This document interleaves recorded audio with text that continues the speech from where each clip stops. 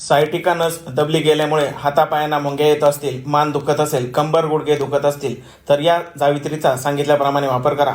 तुम्हाला नक्कीच आराम वाटेल. या आणि अशा अनेक घरगुती उपायांच्या माहितीसाठी आयुर्वेदा लाईक आणि फॉलो करा.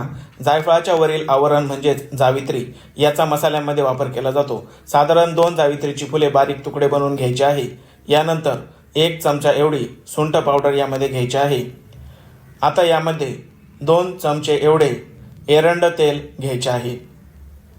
शेवटी 2 चमचे एवढे तिळाचे तेल घेऊन हे सर्व व्यवस्थित शिजवून कढवून घ्यायचे आहे. जावित्री, सुंठ पावडर, एरंडाचे तेल, तिळाचे तेल हे सर्व घटक जवळच्या किराणा दुकानामध्ये उपलब्ध होतील.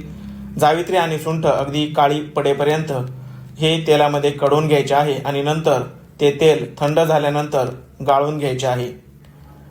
हे तेल काचेच्या बाटलीमध्ये भरून ठेवायचे आहे आणि वापरण्यापूर्वी हलके कोमट करून